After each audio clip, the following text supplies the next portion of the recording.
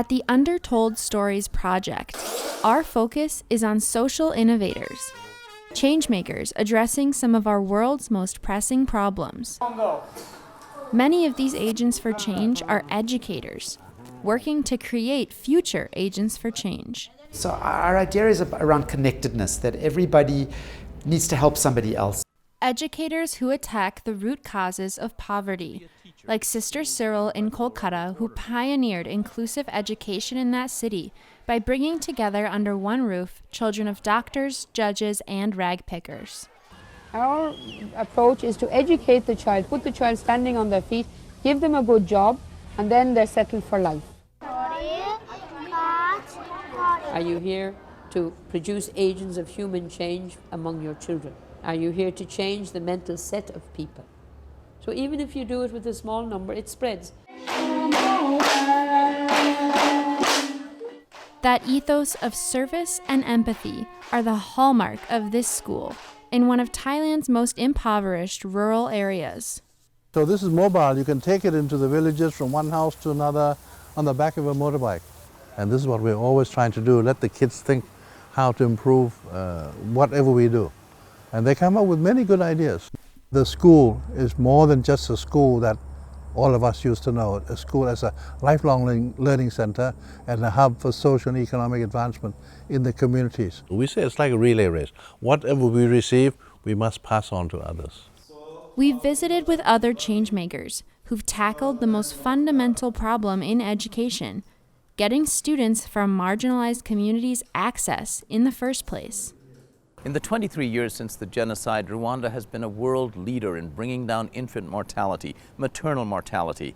Life expectancy has climbed from 48 to 58. But the statistic that makes this country unique in the world reflects the role of women in all of this. Half of this country's Supreme Court justices are female, and so are 2/3 of its members of parliament.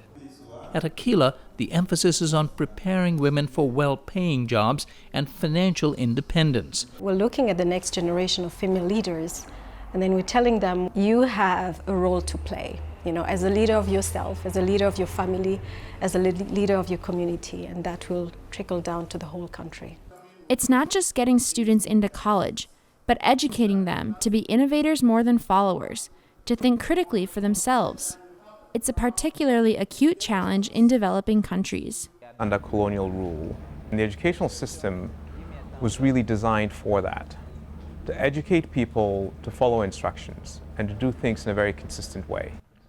Patrick AWUAH, a former Microsoft executive, founded ASHESI University in Ghana in 2010, where the guiding principle is a laser focus on innovation, entrepreneurship, and ethical leadership.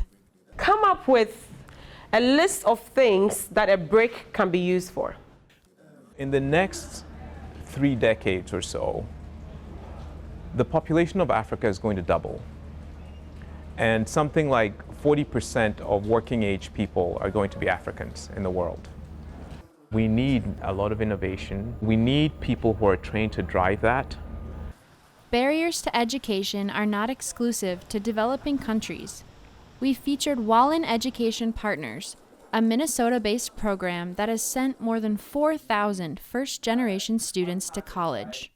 If you are a student of color, first in your family, and you're low income, the likelihood of completing a 4-year degree is about 12%. Among all students that enter a 4-year program, about 62% will complete a degree. I just interviewed for US Bank. But among WALLIN students, that graduation rate is 1.5 times higher, at 92%.